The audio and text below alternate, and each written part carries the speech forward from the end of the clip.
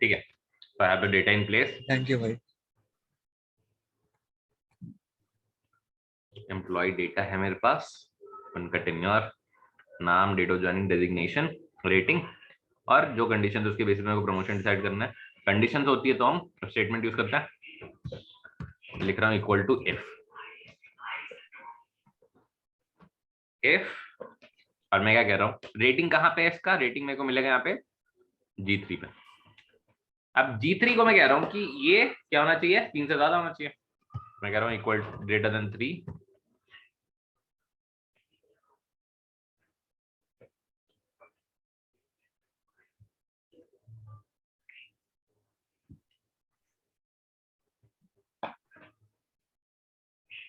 अगर ये value true हो जाए, अब देखो मैंने कंडीशन बता दी, इफ ये होता है, मेरा ये कंडीशन है, कॉमा,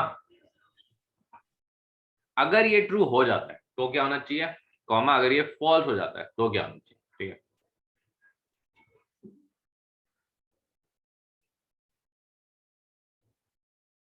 हम कह रहे हैं कि अगर ये ट्रू हो गया तो प्रमोट कर दो, नहीं तो डोंट प्रमोट।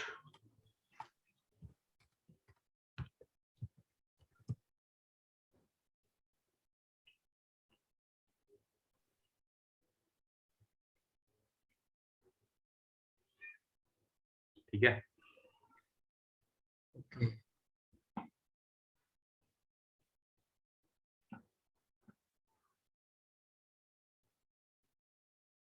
सिमिलरली अगर मेरे को टेन्योर पे एग्जीक्यूट करना है, मैं लिखूंगा इक्वल टू इफ,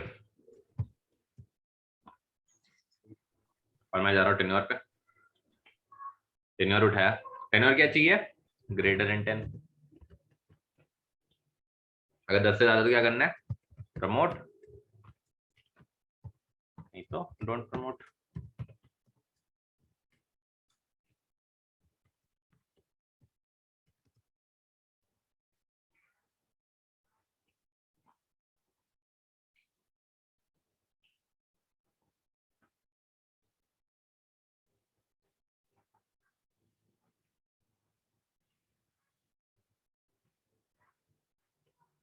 ठीक है, नेक्स्ट स्टेप क्या चाहिए मेरे को,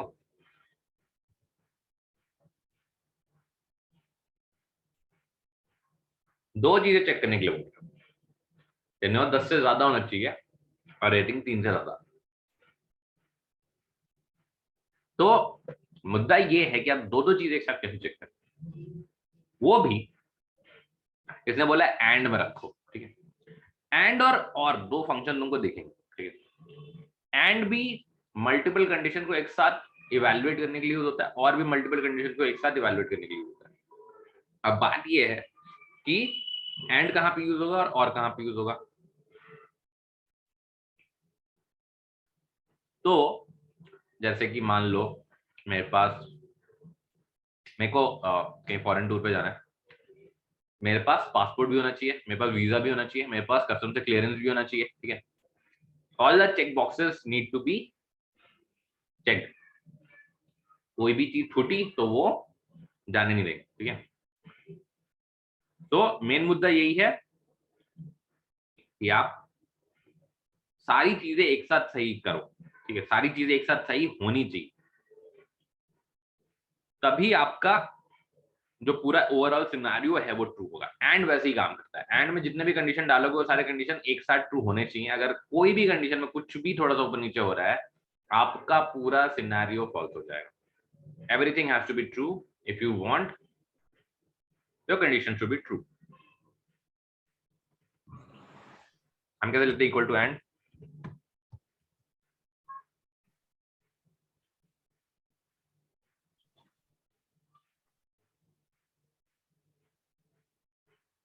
greater than 10, comma, rating greater than, ये दो कंडीशन है मेरे पास। ठीक है, sorry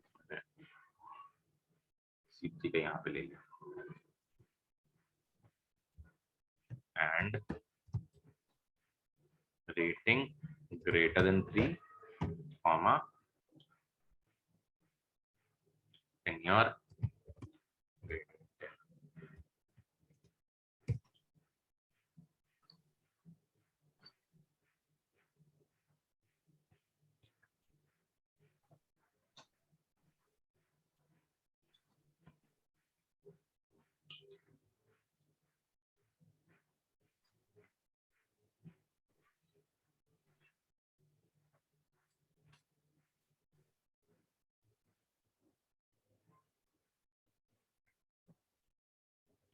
tenure greater than 10 years and rating greater than 3।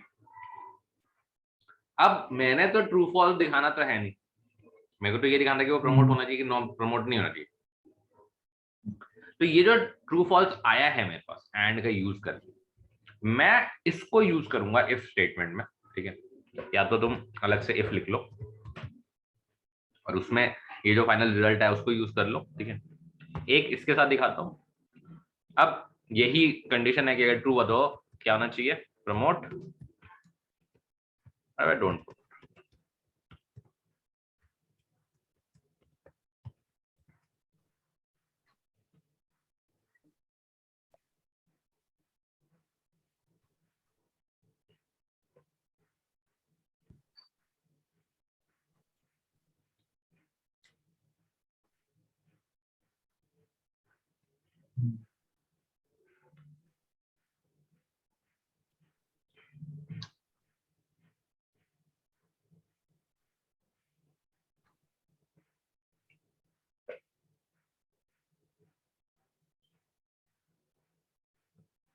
तो यहाँ पे, अच्छा मैं अगर डायरेक्टली यहीं पे यूज करना चाहूँ तो यहाँ पे एंड लिखना पड़ेगा।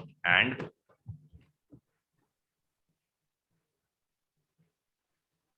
हमारा tenure greater than 3, sorry rating greater than 3 और टेन्योर ग्रेटर देन 10।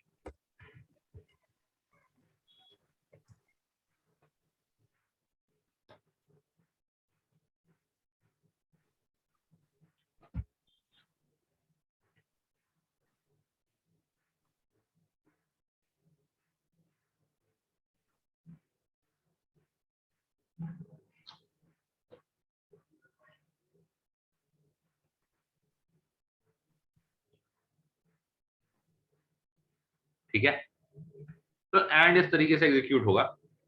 और जैसा मैंने बोला कि अगर तुम कहीं पे भी देखोगे फॉल्स है, एक भी कंडीशन फॉल्स हुआ, जैसे ये 3 से ज्यादा नहीं है, 3 के बराबर है, ठीक है, तो फॉल्स हो गया। हालांकि दोनों ही कंडीशन फॉल्स हुई तो फॉल्स है। जैसे ये वाली कंडीशन है, यहाँ ट्रू है, लेट्स सी और कहाँ पे फॉल्स है। जैसे ये फॉल्स, टेन्योर रेटिंग देख सकते हो तुम कि 3 से कम ही है, टेन्योर भले 10 से ज्यादा है। कोई भी एक कंडीशन अगर फॉल्स हुई, तुम इस तरीके से मल्टीपल कंडीशन बता सकते हो, लेकिन कोई भी कंडीशन अगर फॉल्स हुई, तुम्हारा पूरा ओवरऑल सिनेरियो फॉल्स हो जाए। ट्रू सिर्फ एक ही सिनेरियो में होगा जब सब एक साथ ट्रू हो। लेकिन और क्या कहता है, जैसे मान लो कि मेरे को पासपोर्ट बनवाना है, ठीक है। अगर मेरे को पासपोर्ट बनवाना है तो हम क्या करते हैं, हम ये कहते हैं कि ठीक है, तुम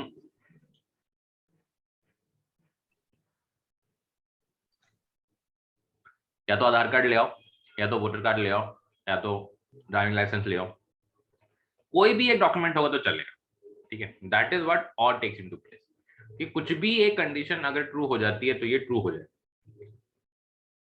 ठीक है।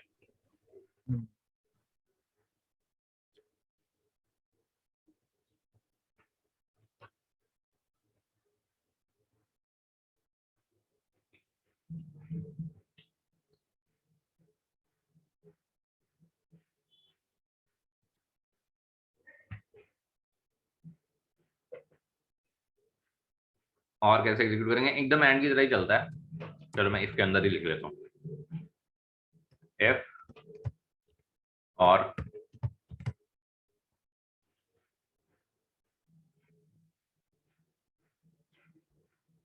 रेटिंग ग्रेटर देन 3 एंड और ग्रेटर देन 10।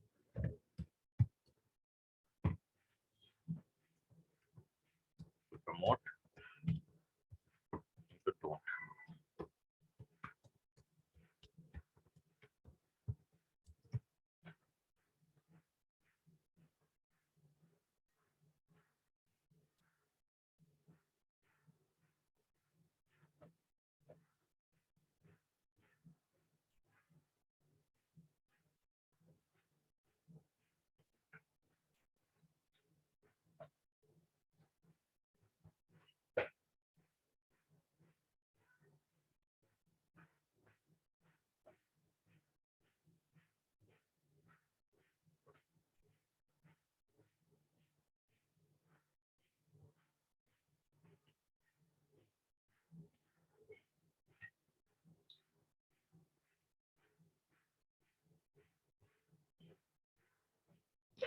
अब रेटिंग पैरामीटर की अगर बात करें, रेटिंग पैरामीटर क्या कहता है?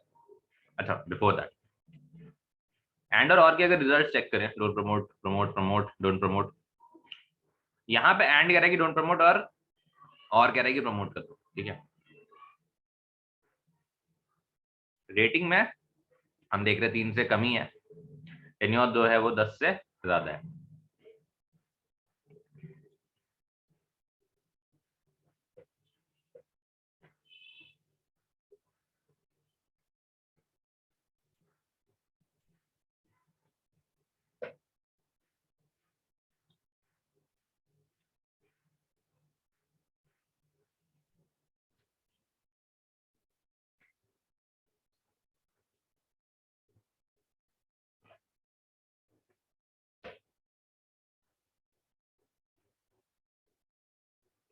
रेटिंग पैरामीटर क्या कह रहा है?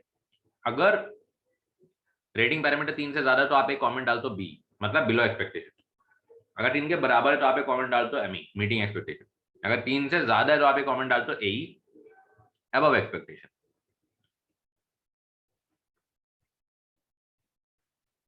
ठीक है, ओके।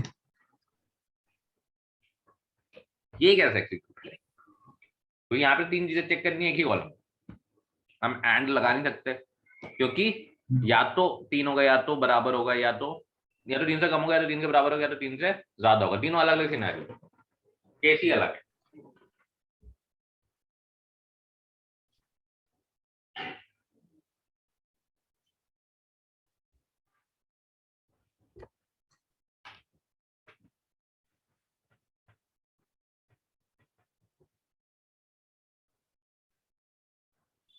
ठीक है, ठीक है। तो मैं लिखना स्टार्ट करता हूँ। मैं लिखता हूँ इक्वल टू एफ। मैं कह रहा हूँ तो रेटिंग है मेरे पास, अगर ये 3 से कम है तो क्या होना चाहिए? B, below expectation. B. Condition डाल दी, अगर कंडीशन ट्रू हो गई तो क्या होना चाहिए? कॉमा, लास्ट में एक पैरामीटर बचेगा, कंडीशन फॉल्स हो गई तो। अब अगर कंडीशन फॉल्स हो गई, ठीक है, से सपोज एक सेकंड के लिए मान भी लेता, मुझे क्या चाहिए? 2 चीज अभी भी चेक करनी है, ठीक है, कि या तो 3 के बराबर हो या 3 से कम हो, सॉरी 3 से ज्यादा हो।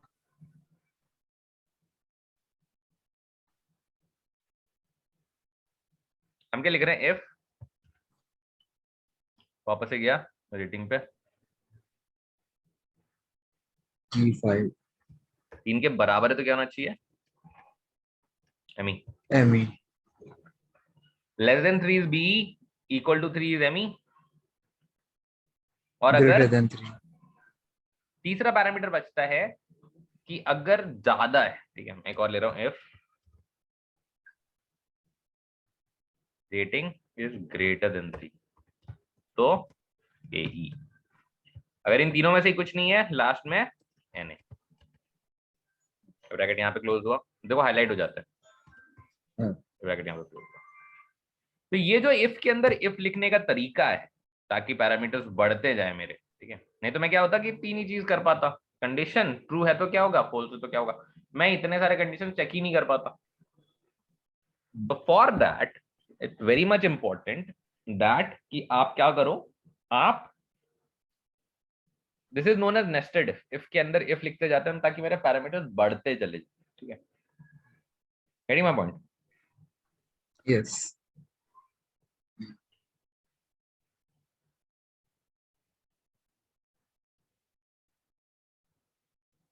ठीक है, ओके।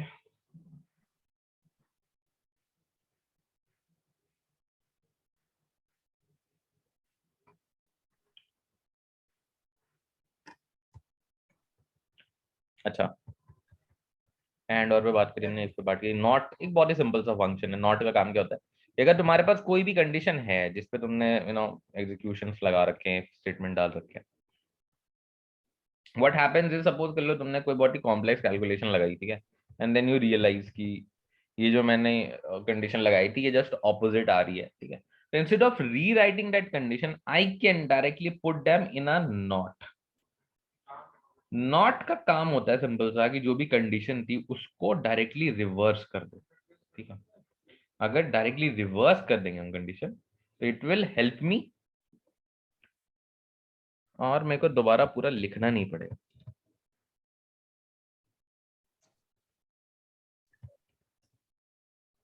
ठीक है, देयर यू गो, यस आ गया।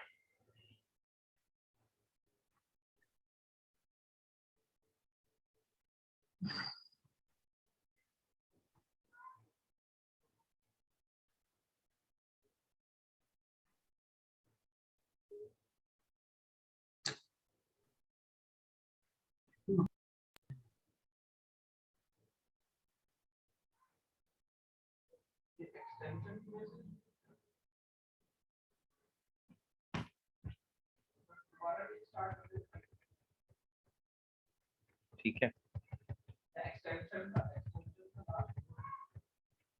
तो that is how you can use. अब एक और चीज है इसमें, इफ एरर, ठीक है। कई बार क्या होता है कि जैसे मान लो मैंने कोई कैलकुलेशन लगाई और उस कैलकुलेशन में एरर आने के चांसेस हैं, ठीक है। जैसे कई बार तुम जैसे एच टी वगैरह ही निकालना होता है, एच टी पता है एच टी कैसे निकलता है? नहीं भाई, कैसे निकलता है ये एच एच टी टी? होता है total talk time divided buy calls, ठीक है। और टॉक टाइम क्या होता है? Total calls hold time plus जो तुम होल्ड टाइम प्लस एसीडब्ल्यू प्लस जो तुम्हारा एक्चुअल ऑफ कॉल टाइम होता है, ठीक है।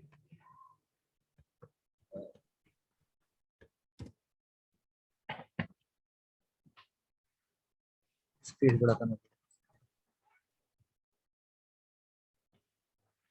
मतलब एग्जैक्टली तुमने कितना टाइम दिया उस कॉल पे, ठीक है।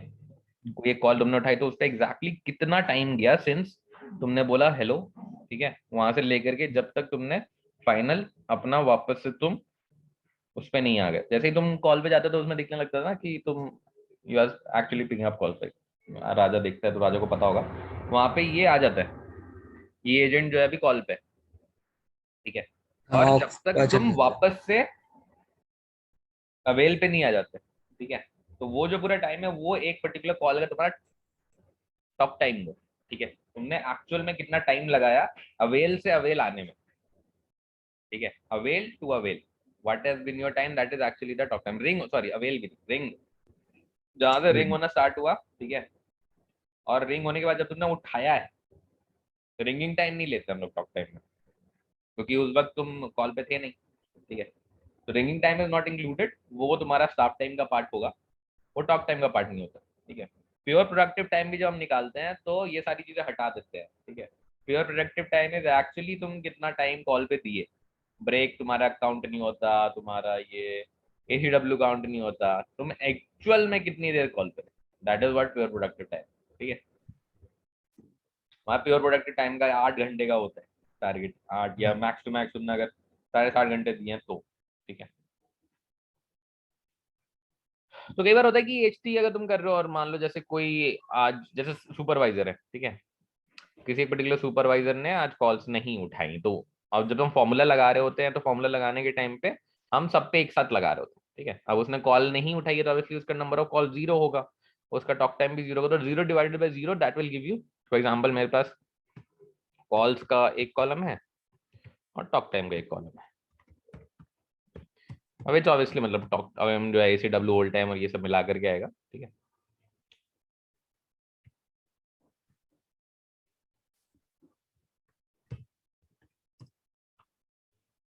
और किसी दिन किसी सुपरवाइजर ने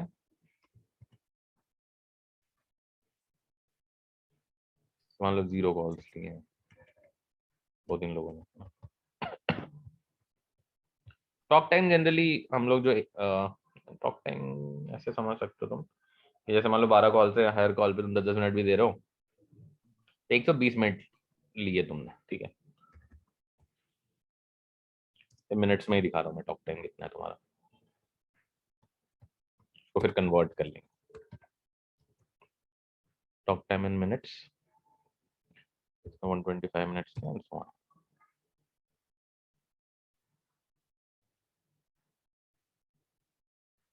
तो टॉक टाइम अगर मैं निकालूं एक्सेल फॉर्मेट में, अगर मेरे को टाइम चाहिए, टॉक टाइम चाहिए, तो कैसे निकलेगा? क्या करना पड़ेगा? ये मिनट्स में है तो हम इसको 24 इंटू 60 से डिवाइड करेंगे।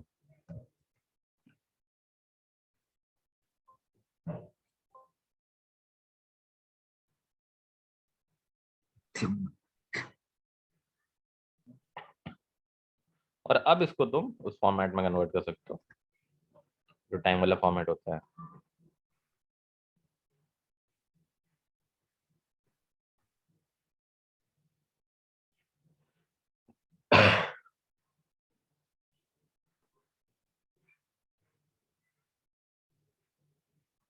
There you go. तो ओवरऑल 2 घंटे 5 मिनट ऐसे करके लोगों ने लिया है, ठीक है, दैट्स ओके। तो थोड़ा रैंडम लेक्चर, सबका टॉक टाइम सेम ही आने वाला है, पर ठीक है।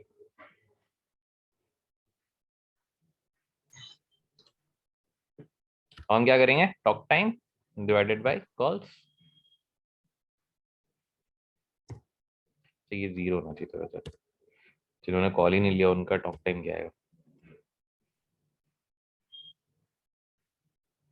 ठीक है, यहाँ पे हैश डिव आ गया, राइट? राइट। ये मेरी एच टी निकली, we call it average handle time, ठीक है। अब इसका प्रॉब्लम कहाँ आएगा ना, अगर मान लो ये जैसे नोएडा का चल रहा है,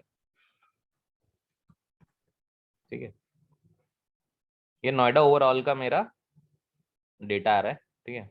अगर कोई बोलता है कि नोएडा में एच टी क्या चल रही है, तो मैं उसको ये थोड़ी बोलना चाहूंगा कि हर एक एजेंट का ये है, ये है, ये है, ये है, ओवरऑल। ठीक है। आप क्या करते हो, अगर नोएडा का निकालना है तो आप ये पूरा सम करोगे, टॉक टाइम का सम होता है जितना पूरा टॉक टाइम था, सॉरी ये ले लेते हैं, डिवाइडेड बाई, सॉरी तो सम कर रहा हूँ मैं, divided by sum of calls.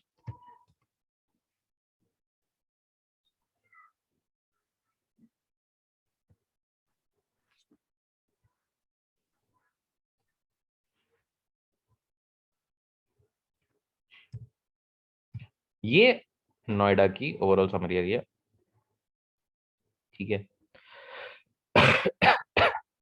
That is okay.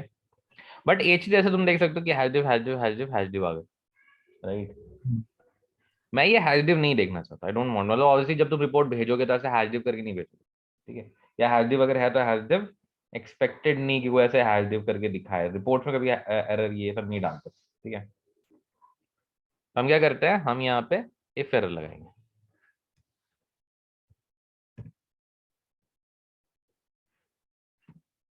और मैं कहता हूँ 0,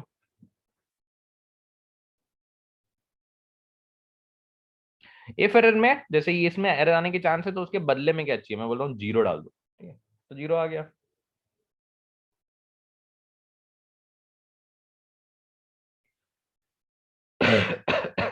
ठीक है।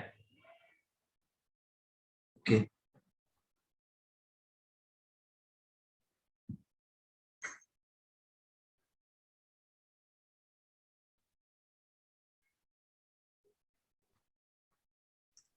भाई, जितने फंक्शन है इफ, लॉजिकल, एंड, एरर, हम किस मतलब इसका मीनिंग क्या होती है, किस केस में हम इनको अप्लाई करते हैं?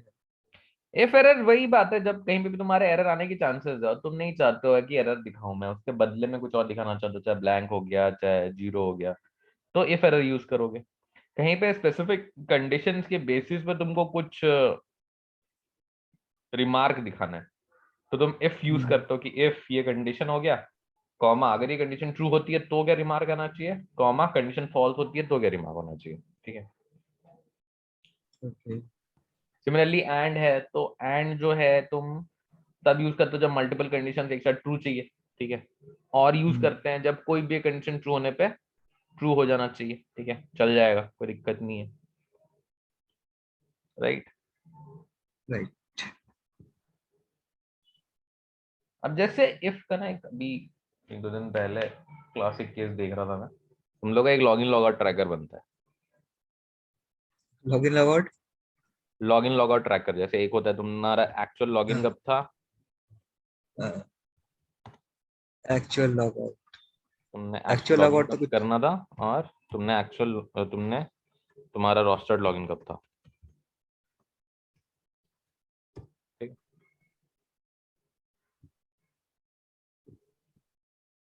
और उसके बेसिस पे हम निकालते हैं लॉगिन डिफेक्ट। इस तरह लॉग आउट का भी निकलता है कि एक्चुअल लॉग आउट कब करना था तुमने एक्चुअल लॉग आउट कब किया, रोस्टर्ड लॉग आउट क्या था तुम्हारा।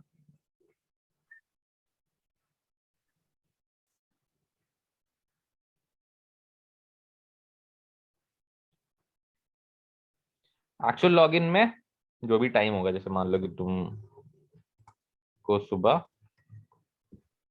1:30 बजे लॉगिन करना था, ठीक है, और तुमने लॉगिन किया है 1:45 पे, या सॉरी 1 बजे लॉगिन करना था, तुमने 1:30 बजे लॉगिन किया, ठीक है, तो ये डिफेक्ट हो गया मेरा। हम्म। सिमिलरली से सपोज किसी को जो है 11 बजे लॉगिन करना था,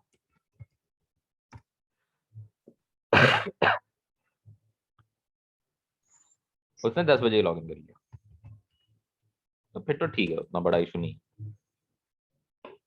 पहले ही लॉगिन करके बैठा है, अच्छी बात है, ठीक है। कुछ लोग ऐसे भी होंगे जो रात को लॉगिन करना था जिसको, ठीक है, 23:00 सॉरी लॉगिन करना था उसको 23:00। 30, 12:30।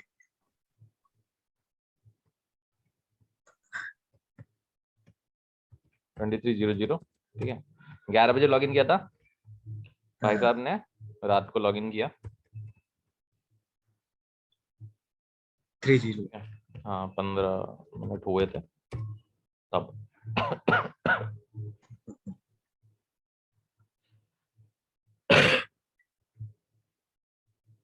या फिर इसको 11 बजे या 10 बजे लॉगिन करना था,